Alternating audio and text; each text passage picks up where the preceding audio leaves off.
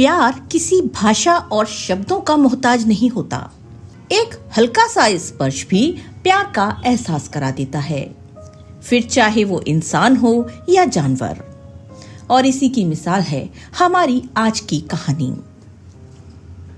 आज सुबह सुबह विकास जब अपने पालतू कुत्ते को घुमाकर घर लौटा तो उसकी पत्नी रीमा, जो बर्तन धो रही थी, गुस्से में एक एक करके बर्तन पटकने लगी। अरे क्या हुआ रीमा, किसी बात से नाराज हो क्या? विकास ने पूछा तो रीमा मुंह बनाते हुए बोली, न जाने हमारे दिन कब बदलेंगे। सब लोग छुट्टियां मनाने दूसरे देशों में घूमने फिरने के लिए जाते हैं और एक हम हैं जिन्होंने इंडिया भी पूरा नहीं देखा।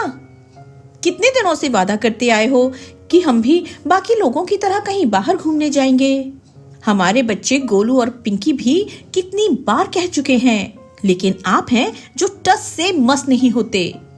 रीमा बोलती जा रही थी, लेकिन विकास को अपनी पत्नी की बातों का कोई फर्क नहीं पड़ रहा था।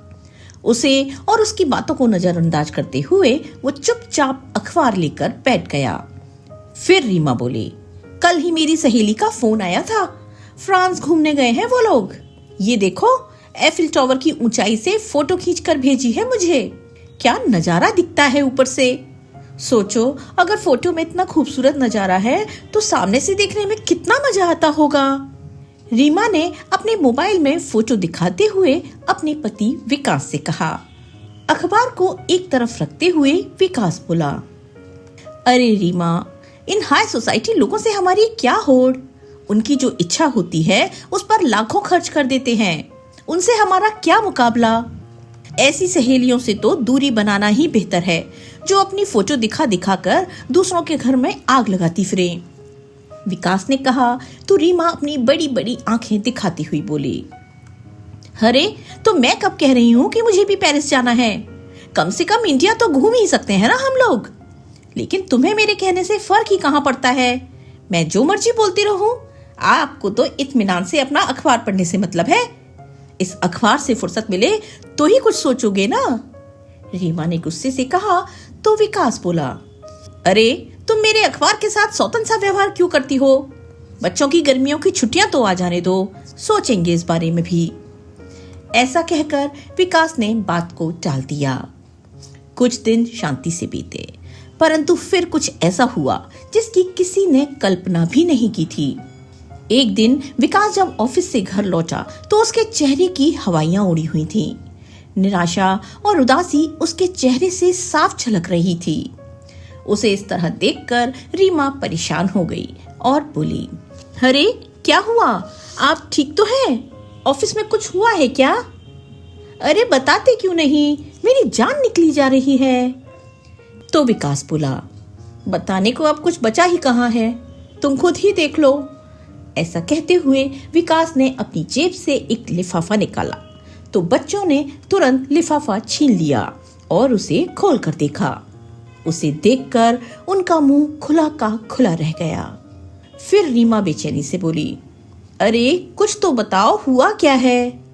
किसी ने कुछ नहीं बोला तो रीमा ने वो लेटर लिया और पढ़ने लगी। लेटर पढ़ते ही उसके चेहरे पर खुशी की लहर दौड़ गई। अविश्वसनीय भाव से उसने विकास की ओर देखा और बोल उठी, क्या सच में आपका प्रमोशन हो गया है? तो विकास मुस्कुराते हुए बोला, श्रीमती जी, बस प्रमोशन ही नहीं, कंपनी की तरफ से 5 लाख का बोनस और फॉरेन घूमने के लिए फैमिली टूर पैकेज मिला है। ये सुनकर रीमा को तो अपने कानों पर यकीन ही नहीं हुआ। फिर विकास ने कहा, तो मैडम कैसा लगा हमारा सरप्राइज? चाहे देर से ही सही, लेकिन आपकी ख्वाहिश तो पूरी कर ही देगा आपका निठल्ला पति। अरे तो पहले क्यों नहीं बताया, आपने तो मेरी जान ही निकाल दी थी। रीमा ने मुस्कुराते हुए कहा तो दोनों बच्चे बोल उठे, यू आर वर्ल्ड्स बेस्ट पापा, हम अभी अपने दोस्तों को बताकर आते हैं। कहते हुए दोनों बच्चे दौड़ते हुए घर से बाहर निकल गए। फिर रीमा ने उत्साहित होते हुए पूछा, अच्छा ये तो बताइए कि हमें जाना कब है? बस अगले हफ्ते की फ्लाइट है। इसका मतलब तैयारी के लिए सिर्फ 7 दिन है हमारे पास। सोचते हुए रीमा रसोई घर में खाना बनाने चली गई। रात के डिनर के समय भी विदेश घूमने की ही बात चल रही थी। तभी विकास बोला, मैं कल बैंक से पैसे निकलवा कर ले आऊंगा। तुम लोग अपने सामान की लिस्ट तैयार कर लो, जिसे जो कुछ भी खरीदना है कल ही खरीद कर ले आएंगे। विकास के इतना कहने की देर थी कि दोनों बच्चे अपनी अपनी फरमाइश बताने लगे और हमेशा की तरह दोनों बच्चों को खुश देखकर उनका कुत्ता टाइगर भी भौंकने लगा। उसी समय विकास और रीमा का ध्यान उनके कुत्ते की ओर गया और दोनों एक दूसरे की ओर हैरानी से देखने लगे। फिर विकास बोला, रीमा, हम विदेश जाएंगे तो टाइगर को कहाँ छोड़ेंगे? फिर रीमा भी सोच में पड़ गई और बोली, इस बात का तो मुझे भी ख्याल नहीं आया। सब लोग सोच विचार में पड़ गए कि आखिर क्या किया जाए।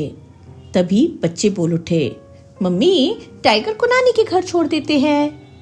इससे पहले कि रीमा कुछ कहती, बच्चों ने तुरंत नानी को फोन लगाकर अपनी मम्मी को थमा दिया। कैसी हो माँ? रीमा ने पूछा तो दूसरी ओर से उसकी माँ की आवाज आई, मैं ठीक हूँ बेटी, तुम सब कैसे हो? हाँ माँ, हम सब ठीक हैं। दरअसल हम लोग विदेश घूमने जा रहे थे, लेकिन समझ नहीं आ रहा कि टाइगर को कहाँ छोड़ें। अगर आप कुछ दिनों के लिए उसे रख लेती तो। रीमा की बात सुनकर उसकी माँ बोली, बेटी, वो क्या है ना, कुछ दिनों के लिए तेरी भाभी मायके गई है और मेरे घुटनों में भी दर्द रहता है, इसलिए मुझसे तो ये काम नहीं हो पाएगा। फिर कुछ सोचकर उसकी माँ ने कहा, अरे हाँ, याद आया, जब भी हमारे पड़ोसी विदेश जाते हैं तो वो अपने कुत्ते को डॉग केयर सेंटर पर छोड़ देते हैं। तुम लोग वहाँ पता करो ना। ठीक है माँ, कोई बात नहीं। ऐसा कहकर रीमा ने बुझे मन से फोन रख दिया। अगले दिन विकास ने आसपास के डॉग केयर सेंटर पर जाकर पता किया, लेकिन निराश होकर घर लौटा। अरे विकास, टाइगर को कहीं छोड़ने का इंतजाम हुआ या नहीं? रीमा ने पूछा तो विकास बोला, नहीं रीमा, डॉग केयर सेंटर में तो कम से कम 1000 रुपए एक दिन के लगेंगे। अरे बाप रे, इतने पैसे? रीमा ने हैरानी से पूछा तो विकास बोला, और नहीं तो क्या, ऊपर से हम इतने दिनों के लिए बाहर जाएंगे तो घर की सिक्योरिटी के लिए भी कोई गार्ड चाहिए होगा, वो भी कम से कम एक दिन के 1000 रुपए लेगा, और एक महीने के हिसाब से तो बहुत खर्चा पड़ जाएगा। ये बात सुनकर रीमा और दोनों बच्चे भी परेशान हो गए। फिर विकास बोला, अगर कोई इंतजाम ना हुआ तो हमें विदेश जाने का प्रोग्राम कैंसिल करना पड़ेगा। ये सुनते ही उनका बेटा गोलू बोला, मुझे पता था पापा, आप ऐसा ही करेंगे, मैं आपसे कभी बात नहीं करूंगा। ऐसा कहकर नाराज होकर वो अपने कमरे में चला गया। फिर रीमा बोली, क्यों ना गांव से आपकी माँ को बुला लिया जाए। तभी विकास बोला, ये तुम कैसी बातें कर रही हो? माँ यहाँ आकर कैसे रह सकती हैं, वो भी अकेली? तो रीमा ने कहा, अरे विकास, एक बार सोचो तो सही, आपकी माँ यहाँ आ जाएंगी तो ना तो घर की सिक्योरिटी के लिए गार्ड की जरूरत पड़ेगी और ना ही टाइगर की देखभाल के लिए हमें कोई एक्स्ट्रा खर्चा करना पड़ेगा, और माँ रहेंगी तो घर में रखे पौधों को पानी भी दे दिया करेंगी। रीमा की बात सुनकर विकास बोला, अच्छा, लेकिन रीमा, तुम्हें तो मेरी माँ फूटी आंख नहीं सुहाती थी, जिस कारण आज तक हमने उन्हें यहाँ बुलाया तक नहीं। हम यहाँ ऐशो आराम की जिंदगी जीते हैं और वो बेचारी अकेली गांव में रहती है, और आज जब हमें जरूरत पड़ी तब हम उनको यहाँ बुलवा लें, ये तो अच्छी बात नहीं है ना। तो रीमा बोली, वो सब मैं नहीं जानती, वैसे भी हम थोड़ी ना उन्हें बताने वाले हैं कि हम उन्हें अपने घर और टाइगर की रखवाली के लिए बुला रहे हैं। तुम बस अपनी माँ को फोन लगाओ, मैं सब संभाल लूंगी। कहते हुए रीमा ने विकास के हाथ में फोन थमा दिया। हेलो, प्रणाम माँ, कैसी हो? बहुत अच्छी हूँ बेटा, अभी बैठे बैठे तुम सबको ही याद कर रही थी, रंजना देवी ने कहा। तो विकास बोला, अच्छा माँ, इतनी याद आ रही थी तो कुछ दिनों के लिए यहाँ चले आती। रंजना जी बोली, अरे नहीं बेटा, तुम ही रीमा और बच्चों को लेकर किसी दिन मुझसे मिलने आ जाओ, मेरा आना तो संभव नहीं है। तभी विकास के हाथ से फोन लेते हुए रीमा बोली, अरे माँ जी, सारा प्यार आप उन गांव वालों पर लुटा दोगी तो हमारे लिए क्या बचेगा? आपके पोता पोती को भी आपके प्यार की जरूरत है। अरे बहू, मैं तो हमेशा मन ही मन तुम लोगों को आशीर्वाद देती रहती हूँ। रंजना जी ने कहा तो रीमा बोली, ऐसे दूर से आशीर्वाद देने से क्या होगा अम्मा जी? आपके बच्चों को आपके प्यार और साथ की जरूरत है। कल आपके पोता पोती भी आपको बहुत याद कर रहे थे। गोलू तो आपको याद करते हुए रोने ही लगा। अब बच्चे जिद पकड़ कर बैठे हैं कि उन्हें अपनी छुट्टियां दादी के साथ ही बितानी है। इसलिए मैं तो कहती हूँ आज ही अपने कपड़े पैक कीजिए और ट्रेन पकड़कर यहाँ चली आइए। इतने सालों बाद बहू ने इतने हक से बात की और इतने प्यार से अपने घर बुलाया। ये देखकर रंजना जी पहले तो हैरान हो गईं, पर अपनी बहू से बात करके आज वो मन ही मन फूली नहीं समा रही थीं। आज वे खुद को रोक नहीं पाईं और बड़ी खुशी से बेटा बहू के घर जाने की तैयारी करने लगी। करीब 2 वर्ष पहले रंजना जी के पति का देहांत हुआ था। जब वे जीवित थे तो पूरे गांव में उनका बहुत मान सम्मान हुआ करता था। यूं तो सरल स्वभाव की रंजना जी पति के जाने के बाद गांव में अपने घर में अकेली रहती थी, लेकिन गांव के सभी लोग उनका पूरा ख्याल रखते थे। यहाँ तक कि गांव के बच्चे भी उन्हें अकेला नहीं छोड़ते थे। अक्सर उनके पास आकर सब बच्चे कहानी सुना करते थे। गांव में किसी को कोई भी दुख तकलीफ होती तो रंजना जी हमेशा उनकी मदद करने को तैयार रहती और इसी कारण गांव के हर व्यक्ति के दिल में उनके लिए प्यार और सम्मान था। उनके पति की पेंशन आती थी जो महीने भर का खर्चा निकालने के लिए काफी होती थी। बेटे बहू के घर जाने के लिए रंजना जी ने बड़ी खुशी से बेसन के लड्डू, खोया बर्फी और कुछ नमकीन स्नैक्स बना लिए। अपनी मदद के लिए उन्होंने पड़ोसन को भी बुला लिया और अगले दिन अपने घर की जिम्मेदारी गांव के लोगों को सौंपकर रंजना जी ट्रेन में बैठ गईं और लगभग 5 घंटे के सफर के बाद बेटे के शहर पहुंच गईं। स्टेशन पर पहुंची तो देखा उनके बेटा, बहू और पोता पोती बेसब्री से उनका इंतजार कर रहे थे। वे ट्रेन से उतरी तो बेटा बहू ने पांव छूकर उनसे आशीर्वाद लिया। दोनों बच्चे भी दौड़ते हुए आए और दादी दादी कहते हुए उनसे लिपट गए। अपने बच्चों का प्यार और अपनापन देखकर रंजना जी तो बस उन्हें आशीर्वाद ही देती जा रही थीं। सब लोग गाड़ी से घर पहुंचे और घर का दरवाजा खोलकर अंदर आने लगे। अपने सामने किसी अनजान व्यक्ति को देखकर टाइगर उन पर भौंकने लगा, लेकिन रंजना जी ने उसे बड़े प्यार से सहलाया तो वो बिल्कुल शांत हो गया। ये देखकर रीमा तो ऐसे खुश हो गई जैसे उसे कोई खजाना मिल गया हो। आखिर उनके जाने के बाद टाइगर को रंजना जी को ही तो संभालना था। गांव में सरल और सादगीपूर्ण जीवन जीने वाली रंजना जी बेटा बहू के घर तरह तरह की सुख सुविधाएं देखकर हैरान थी। विकास उनका हर तरीके से ख्याल रख रहा था, तो वहीं दोनों बच्चों ने भी अपनी दादी का खूब मन लगा कर रखा। 3-4 दिन ऐसे ही चला। फिर एक दिन रीमा रंजना जी को घर का सारा काम समझाने लगी। टाइगर को खाने में क्या पसंद है, उसका खाना कहाँ रखा है, घर का राशन का सामान कहाँ है, वगैरह वगैरह। फिर बोली, और हाँ माँ जी, सुबह शाम टाइगर को पार्क में सैर करवाने भी ले जाना। आपकी सेहत भी ठीक रहेगी और टाइगर भी घर में गंदगी नहीं फैलाएगा। उसकी बातें सुनते हुए रंजना जी कभी काम समझने लगती तो कभी प्रश्नवाचक निगाह से रीमा की ओर देखने लगती। फिर थोड़ी देर बाद बोली, अच्छा किया बहू जो मुझे सब कुछ बता दिया। अब तुम देखना मैं तुम लोगों को कितने स्वादिष्ट पकवान बनाकर खिलाऊंगी। अरे हाँ, मैं तो भूल ही गई, मैं गांव से तुम लोगों के लिए अपने हाथों से लड्डू और बर्फी भी बनाकर लाई हूँ। अभी लेकर आती हूँ, बच्चों को बहुत पसंद आएगी।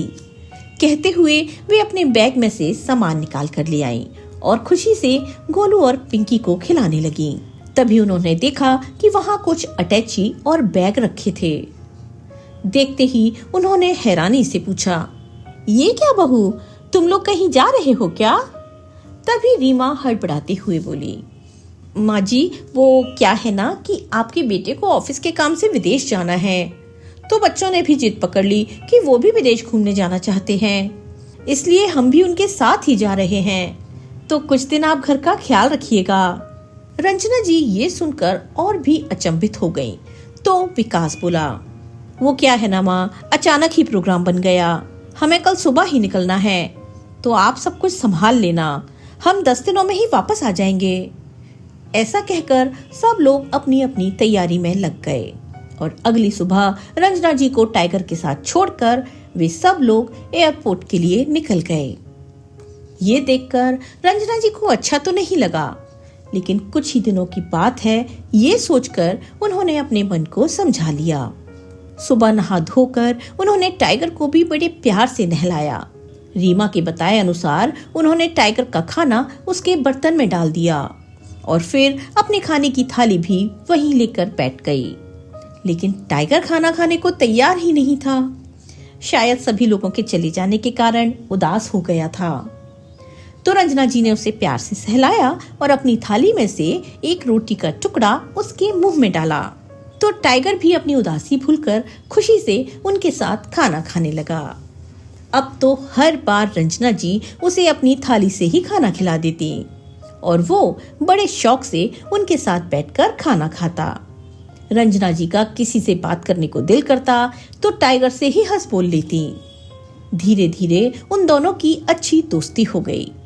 वे हर रोज सुबह शाम टाइगर को पार्क घुमाने ले जाती, तो वहीं आस पड़ोस वालों से भी उनकी जान पहचान होने लगी। बच्चों के साथ हंसना बोलना उन्हें बहुत पसंद था। पड़ोस के सभी बच्चे उन्हें दादी दादी कहकर पुकारते, तो उन्हें भी अच्छा लगता। अक्सर बच्चे उनके घर पर आ जाते, कभी लूडो कैरम खेलते तो कभी दादी से कहानी सुनने लगते। कभी रंजना जी काम में व्यस्त होती तो बच्चे टाइगर के साथ खेलने लगते। रंजना जी जो मिठाई अपने पोता पोती के लिए लेकर आई थी वो उन बच्चों को देती, तो सभी बड़े चाव से खाते। इन सब बातों में दिन कब निकल जाता उन्हें पता ही नहीं लगता था। एक रात जब वे बिस्तर पर सोने गईं, तो उन्हें किसी बच्चे के रोने की आवाज सुनाई दी। काफी देर हो गई थी, लेकिन वो बच्चा रोता ही जा रहा था। वो बाहर निकली तो देखा कि बच्चे के मम्मी पापा घर के आंगन में उसे लेकर घूम रहे थे और बहलाकर चुप करवाने की कोशिश कर रहे थे, लेकिन बच्चा किसी प्रकार से शांत नहीं हो रहा था। वे दोनों बहुत परेशान हो गए। देखिए ना अम्मा जी, न जाने क्या हुआ है, बस रोता ही जा रहा है। बच्चे की माँ ने रंजना जी से कहा, तो रंजना जी उसे तुरंत अंदर लेकर आई और उसकी नाभि और पेट पर हींग लगाने लगी। थोड़ी ही देर में बच्चा बिल्कुल चुप हो गया और रंजना जी उसके साथ उसकी भाषा में बोलने लगी, तो वो खिलखिलाने लगा। बच्चे के मम्मी पापा ये देखकर हैरान रह गए। अरे अम्मा जी, आप तो कमाल की जादूगर हैं। आपके हाथ में आते ही बच्चा हंसने लगा।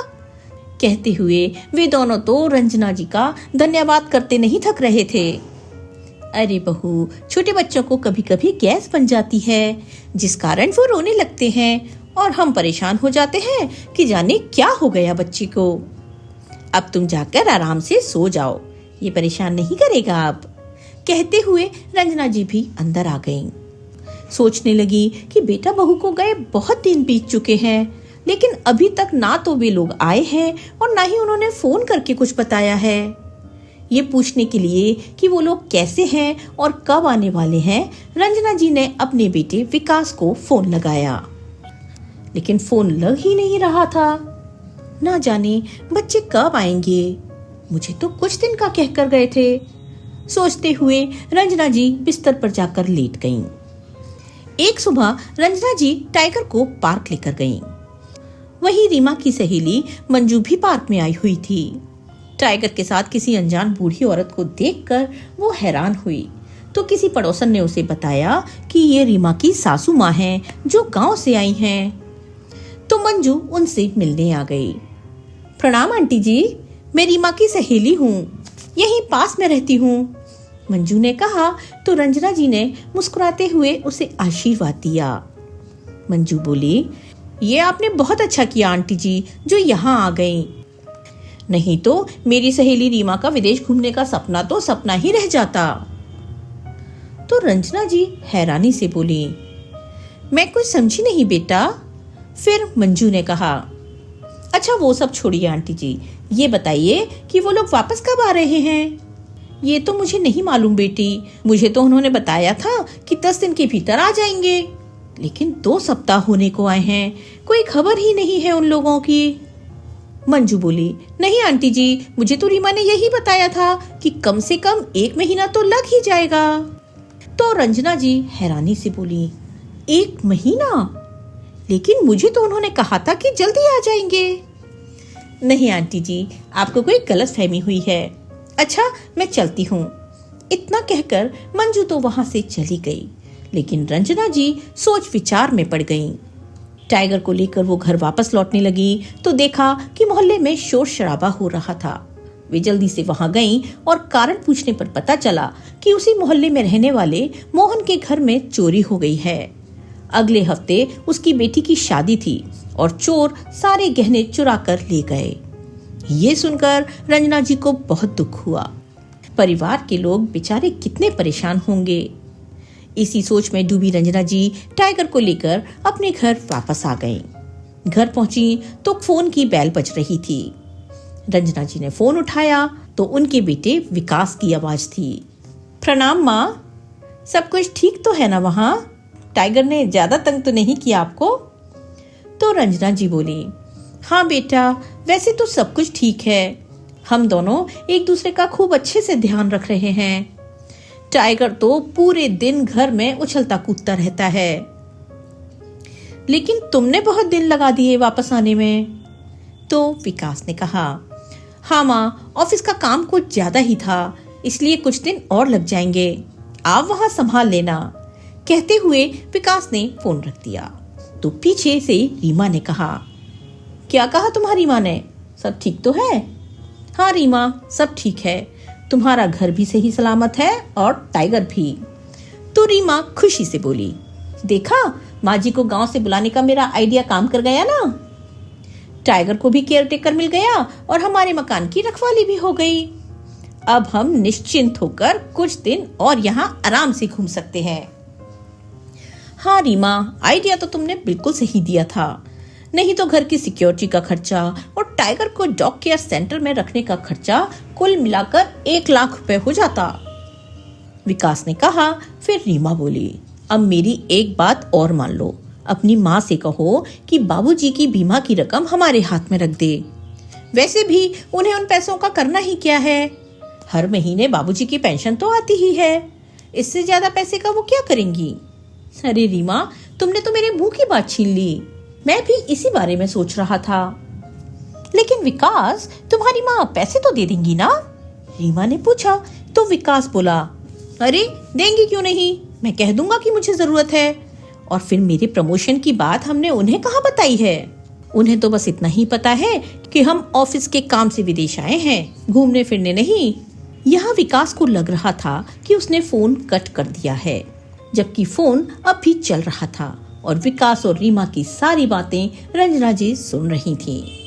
बेटे और बहू के विचार जानकर उनके पैरों तले जमी ही खिसक गई। वो यकीन नहीं कर पा रही थीं कि उनकी अपनी औलाद इतना नीचे भी गिर सकती है, केवल अपने स्वार्थ के लिए। फिर खुद से ही बोल उठी, इस कलयुग में लालच और स्वार्थ माँ की ममता और प्रेम पर भारी पड़ने लगा है। लेकिन मेरा विकास तो कभी ऐसा नहीं था। सोचते सोचते उनकी आंखों से आंसू बहने लगे।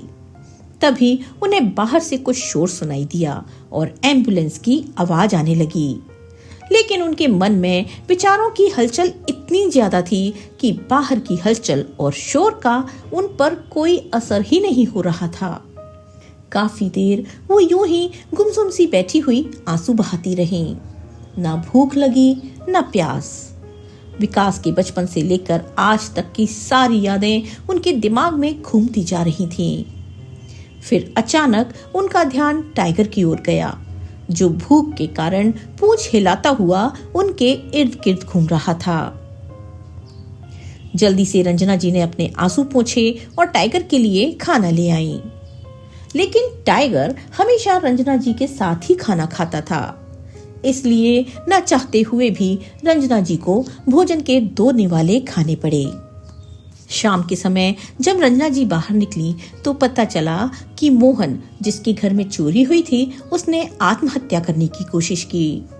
ये सुनकर रंजना जी की हैरानी का ठिकाना न रहा। अगले दिन जब मोहन अस्पताल से घर वापस लौटा तो रंजना जी उससे मिलने गई और उसे समझाने लगी। देखो भाई, जीवन में उतार चढ़ाव तो आते ही रहते हैं, लेकिन इसका मतलब ये नहीं कि इंसान अपनी जिंदगी खत्म करने के बारे में सोचे। मोहन बोला, नहीं बहन जी, आप नहीं जानती कि मैं किन दुखों से गुजर रहा हूँ। दिन भर मेहनत मजदूरी करके 4 पैसे घर में लेकर आता हूँ तो भी खर्चा पूरा नहीं हो पाता। बड़ी मुश्किल से बिटिया की शादी के लिए कुछ पैसे इकट्ठे करके गहने बनवाए थे, लेकिन भगवान से हमारी ये खुशी भी नहीं देखी गई। अब कैसे होगी बेटी की शादी? क्या करूं, कुछ समझ नहीं आता। कहते हुए मोहन फूट फूट कर रो पड़ा। मोहन की हालत देखकर रंजना जी द्रवित हो उठी। आप चिंता मत करो, भगवान पर विश्वास रखो, सब ठीक हो जाएगा। रंजना जी ने कह तो दिया, पर एक बेटी के पिता की लाचारी देखकर रंजना जी से रहा नहीं गया और अगले ही दिन उन्होंने अपने गांव में फोन किया और पड़ोसियों से 1 लाख रुपए भेजने को कहा और ये भी कहा कि गांव आने के बाद वो लौटा देंगी। अब रंजना जी की बात गांव में भला कौन टाल सकता था। अगले दिन ही पैसे उनके पास पहुंचा दिए गए। पैसे लेकर रंजना जी मोहन के घर गईं और सारे पैसे उसके हाथ में थमा दिए। ये देखकर मोहन बोला, अरे ये क्या है? खोलकर देखा तो पैसे देखकर वो चौंक गया और बोला, इतने सारे पैसे? तो रंजना जी ने कहा, अब तो तुम्हारी बेटी की शादी हो जाएगी ना? फिर मोहन बोला, अरे नहीं नहीं, ये पैसे मैं नहीं ले सकता। अरे ये सिर्फ आपकी ही बेटी नहीं है, हमारी भी बेटी है। आप मना करेंगे तो मुझे अच्छा नहीं लगेगा, मुझे अपनी बड़ी बहन समझकर ही रख लीजिए। रंजना जी ने कहा तो मोहन भरी हुई आंखें लिए बोला, आपका ये एहसान हम लोग कैसे चुका पाएंगे? तो रंजना जी ने कहा, अरे एक इंसान होने के नाते हमारा फर्ज बनता है दूसरे इंसान की मदद करना, इसमें कोई एहसान नहीं है। आस पड़ोस के सभी लोगों ने रंजना जी के इस कदम की खूब तारीफ की। उनकी देखा देखी बाकी के पड़ोस वाले भी मोहन की मदद के लिए आगे आ गए और विवाह खूब अच्छे से संपन्न हुआ। अभी रंजना जी घर आकर बैठी ही थी कि उनकी बहू रीमा का फोन आ गया। माँ जी, हम कल दोपहर तक पहुंच जाएंगे, खाना बनाकर रखिएगा और हाँ, घर की अच्छे से साफ सफाई करके रखना। मुझे घर बिल्कुल वैसा ही चाहिए जैसे मैं छोड़ कर गई थी। ठीक है बहू, रंजना जी ने कहा और फोन रख दिया। अगली सुबह रंजना जी कुछ ज्यादा ही जल्दी उठ गई थीं। आज उनके पति की बरसी थी, इसलिए मंदिर जाने के लिए वो सुबह सवेरे नहा धोकर तैयार हो गईं और भगवान को भोग लगाने के लिए रसोई घर में जाकर हलवा पूरी बनाने लगीं और कुछ खाना उन्होंने गरीबों को बांटने के लिए भी बनाया। टाइगर को घर में ही छोड़कर वो मंदिर चली गईं। मंदिर जाकर भगवान को माथा टेककर भोग लगाया और पति की आत्मा की शांति के लिए प्रार्थना की। मंदिर के बाहर आईं तो सभी गरीब लोगों को भोजन बांटने लगीं। तभी उनकी नजर वहीं बैठी एक वृद्ध महिला पर पड़ी। जैसे ही वो खाना देने के लिए उसके पास जाने लगी, तभी उसने अपना चेहरा साड़ी के पल्लू से छुपा लिया। कद काठी से वो महिला उन्हें जानी पहचानी सी लगी। जैसे ही रंजना जी प्रसाद देने लगी तो उनकी नजर उस महिला के हाथ पर पड़ी जिस पर लिखा था विमला देवी। ये देखते ही रंजना जी का कलेजा थक रह गया। विमला, तुम मेरी सहेली विमला ही हो ना? कहते हुए उन्होंने पल्लू हटाया तो आंसुओं से भरी आंखें लिए विमला जी उनसे नजर नहीं मिला पा रही थीं। ये सब कैसे हो गया विमला? तुम तो अपने बेटों के साथ बहुत खुश थी, गांव छोड़कर उनके साथ शहर में आई थी और बहुत आराम से रह रही थी। विमला जी रोते हुए बोली, क्या बताऊं रंजना, दोनों बेटों की बड़े शहर में अच्छी नौकरी लग गई थी तो हम स्वयं को धन्य समझने लगे थे। फिर दोनों बेटे और बहुएं हमें अपने साथ लेकर यहीं आ गए। हम लोग भी उनके साथ सुखपूर्वक जीवन बिता रहे थे। 3 महीने बड़े बेटे के घर पर रहते थे और 3 महीने छोटे बेटे के घर। कुछ ही महीने पहले पति का देहांत हो गया तो बेटों ने गांव वाला मकान बेचने की जिद पकड़ ली। सब गांव वालों ने कितना रोका था मुझे कि अपने जीते जी अपने हाथ काटकर बच्चों को मत दो, लेकिन मैं ही नहीं मानी। सोचा कि जब बुढ़ापा बच्चों के साथ ही गुजारना है तो बच्चों की बात मानने में क्या हर्ज है। लेकिन अपना हिस्सा लेने के बाद बड़ा बेटा तो अपने बीवी बच्चों के साथ विदेश चला गया, तो छोटे बेटे बहू ने भी मेरी जिम्मेदारी लेने से इनकार कर दिया। मेरे एक गलत फैसले का नतीजा ये हुआ कि इस उम्र में मैं दर दर की ठोकरें खाने को मजबूर हो गई हूँ। दो बेटों के होते हुए भी मेरा अपना कोई नहीं है। सोच रही हूँ कि किसी वृद्धाश्रम में चली जाऊं। कहते हुए विमला जी फूट फूट कर रो पड़ी। रंजना जी ने उनके आंसू पोंछे, उन्हें उठाया और कहा, अरे वृद्धाश्रम क्यों, तुम मेरे साथ चलो। कहते हुए रंजना जी अपनी सहेली को लेकर घर आ गईं। विमला, मैं चाय नाश्ता बनाती हूँ, तब तक तुम हाथ मुंह धोकर आ जाओ और ये लड्डू खाओ। मैंने अपने हाथों से बनाए हैं, बच्चों के लिए लेकर आई थी, लेकिन उनके पास तो समय ही नहीं था लड्डू खाने के लिए, विदेश जो जाना था। कहते हुए रंजना जी की आंखें भर आईं और वो चाय बनाने रसोई घर में चली गईं। बातचीत करते हुए दोनों सहेलियों ने चाय नाश्ता किया। उसी समय दरवाजे की बेल बजी। रंजना जी ने दरवाजा खोला तो सामने रीमा और विकास खड़े थे, लेकिन अपने घर में किसी अजनबी को देखकर रीमा रंजना जी की ओर देखने लगी। तो रंजना जी बोली, बहू, ये मेरी सहेली है, बेचारी बहुत परेशान थी, दुखी थी, इसलिए मैं इसे अपने साथ। रंजना जी अपनी बात पूरी कर पाती उससे पहले ही रीमा चिल्ला पड़ी, हाँ, हमने तो यहाँ धर्मशाला खोल कर रखी है ना, जो किसी को भी घर के अंदर लेकर आ गई। और वैसे कितने दिनों से चल रही है ये समाज सेवा? ये तुम क्या कह रही हो बहू? रंजना जी हैरानी से बोली तो विकास ने कहा, माँ ठीक तो कह रही है रीमा, ये हमारा घर है, कोई वृद्धाश्रम नहीं। ये सुनकर रंजना जी हक्की पक्की खड़ी रह गईं और फिर बोली, हाँ वैसे तो ठीक कहा तुमने, ये तुम्हारा घर है, मेरा नहीं, क्योंकि मुझे तो तुम लोगों ने इस घर में इसलिए बुलाया था ताकि मैं तुम्हारी अनुपस्थिति में इस घर की और टाइगर की रखवाली कर सकूं। एक चौकीदार से ज्यादा हैसियत कहाँ है मेरी? फिर मैं किस हक से अपनी सहेली को यहाँ लेकर आ गई? और अब जब इस घर के मालिक घर में वापस लौट चुके हैं तो इस चौकीदार का क्या काम? तुम्हारे घर में शायद हम जैसे लोगों के लिए कोई जगह नहीं है, लेकिन मेरे गांव में और गांव वालों के दिल में बहुत जगह है। शाम की ही ट्रेन से मैं अपनी सहेली को लेकर अपने गांव वापस लौट जाऊंगी। कहते हुए रंजना जी की आंखों से अश्रु धारा बहने लगी तो गोलू और पिंकी दादी को आकर लिपट गए और रोते हुए बोले, नहीं दादी, आप हमें छोड़कर नहीं जाएंगी। बच्चों की मासूमियत भरी बातें सुनकर रंजना जी दोनों बच्चों को चूमते हुए बोले, अरे बेटा, मैंने तुम लोगों से मिल लिया, इतना ही बहुत है मेरे लिए।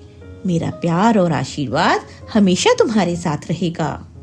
बस मेरी एक बात हमेशा याद रखना, जिंदगी के हर मोड़ पर माँ बाप ही होते हैं जो बिल्कुल निस्वार्थ भाव से अपने बच्चों का भला चाहते हैं, हर मुसीबत में अपने बच्चों का साथ देते हैं।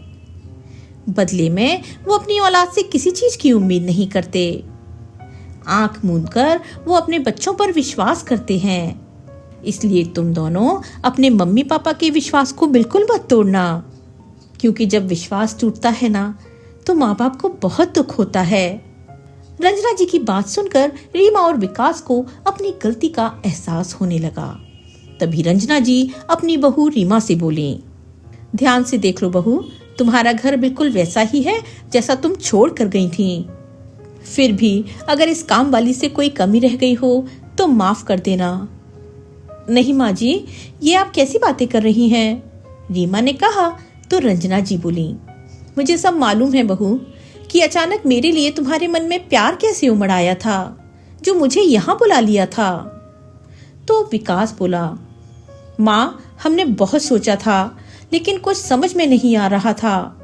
तो रंजना जी ने कहा, दुख तो मुझे ये सोचकर हो रहा है कि आज तक तुम अपनी माँ के प्यार को ही नहीं समझ पाए। और बहू तुम तो एक माँ हो ना, फिर भी तुमने माँ की ममता के साथ ऐसा खिलवाड़ किया। अगर मुझे साफ साफ कह देते तो क्या मैं तुम्हारी मदद के लिए ना आती? अरे मेरी तो जान हाजिर है तुम लोगों के लिए, फिर क्यों खिलवाड़ किया मेरी भावना के साथ? और हाँ बेटा, तुम्हारे बाबूजी के बीमे के जिन पैसों पर तुम्हारी नजर है, उन पैसों को हासिल करने के लिए कोई नया नाटक मत करना। जब मांगोगे मैं दे दूंगी। रंजना जी की ये बात सुनकर विकास और रीमा शर्मिंदगी के कारण उनसे नजरें भी नहीं मिला पा रहे थे। बिना देरी किए रंजना जी ने अपना बैग उठाया और अपनी सहेली के साथ घर से बाहर निकल गईं। विकास और रीमा की आंखों से आंसू बह निकले। उसी समय साथ वाले घर में रहने वाली उनकी पड़ोसन भी आ गई और बोली, अरे माँ जी, आप जा रही हैं? आपके रहते हमें किसी बात की कोई परेशानी ही नहीं थी। मेरे सास ससुर नहीं हैं तो मुझे आपका ही तो सहारा था, अब आप भी चली जाएंगी। सामने से आते हुए उन्हें मोहन ने देखा तो वो भी उनके पास चला आया और बोला, आपने हम पर जो उपकार किया है वो हम जिंदगी भर नहीं भूलेंगे। कहते हुए वो रंजना जी के चरण छूने लगा तो रंजना जी मुस्कुराते हुए बोली, अरे नहीं, मैंने कोई उपकार नहीं किया। मैं तो समझती हूँ कि आपने अपनी सेवा का मौका देकर मुझ पर उपकार किया है। उसी समय गोलू और पिंकी के साथ मोहल्ले के सारे बच्चे भी इकट्ठे हो गए और सभी एक स्वर में बोले, दादी मत जाइए ना। सब लोगों का इतना प्यार देखकर रंजना जी की आंखें आंसुओं से भर आईं। तभी रीमा और विकास उनके सामने भरी आंखें लिए हाथ जोड़कर खड़े हो गए। विकास बोला, माँ हमें माफ कर दीजिए। मैं जानता हूँ हमने गलती ही ऐसी की है जिसकी कोई माफी नहीं है, लेकिन आप तो माँ है ना, जो अपनी औलाद की हर छोटी बड़ी गलतियों को माफ करती है। मैं अपनी गलती का प्रायश्चित करना चाहता हूँ माँ, बस एक मौका दे दो अपनी सेवा करने का। तो रीमा भी बोली, माँ जी हमें छोड़कर मत जाइए ना, आप दोनों यहीं रहिए। मैं वादा करती हूँ हम लोग आपको शिकायत का कोई मौका नहीं देंगे। तो रंजना जी ने कहा, मेरे बच्चों, तुम्हें अपनी गलती का एहसास हुआ, मेरे लिए इतना ही काफी है। मुझे तुमसे कोई शिकायत नहीं है, लेकिन मुझे गांव तो जाना ही होगा। वहां मेरा अपना घर है जहां रहकर मुझे सुकून मिलता है। हम दोनों बहनें वहां खुशी से अपना बाकी का जीवन बिता लेंगी। रंजना जी ने सभी बच्चों के सिर पर प्यार भरा हाथ रखा और सब लोगों को खूब आशीर्वाद दिए। जैसे ही वो ऑटो में बैठने लगी तभी उन्हें एहसास हुआ कि कोई पीछे से उन्हें रोक रहा है। मुड़कर देखा तो टाइगर ने उनका पल्लू पकड़ा हुआ था। उसे देखते ही रंजना जी की आंखें भर आईं। 1 महीने में उनका टाइगर के साथ अच्छा खासा लगाव हो गया था, लेकिन वो खुद को कमजोर पड़ने देना नहीं चाहती थीं। इसलिए स्वयं को संयमित करके उन्होंने अपना पल्लू छुड़ाया और विमला जी के साथ ऑटो में बैठ गईं। तभी टाइगर भी उनके पास ऑटो में आकर बैठ गया। सब लोग टाइगर का उनके प्रति प्यार देखकर हैरान थे। रंजना जी ने उसे लाख मनाने की कोशिश की, लेकिन वो तो उनसे दूर जाने को तैयार ही नहीं था। उसका ऐसा व्यवहार देखकर रंजना जी उसे सहलाते हुए बोली, इंसान भले समझे या ना समझे, लेकिन ये बेजुबान जानवर प्यार की भाषा बखूबी समझते हैं। अब से टाइगर मेरे साथ ही रहेगा। कहते हुए रंजना जी ने ऑटो वाले को चलने का इशारा किया और गांव के लिए निकल गईं। दोस्तों, आपको आज की ये कहानी कैसी लगी, लाइक और कमेंट करके जरूर बताएं। अगर आप हमारे चैनल पर पहली बार आए हैं तो चैनल को सब्सक्राइब करना बिल्कुल न भूलें। मिलते हैं एक नई कहानी के साथ। तब तक के लिए स्वस्थ रहिए, मस्त रहिए और अपने अपनों का ख्याल रखिए। आपका बहुत बहुत धन्यवाद।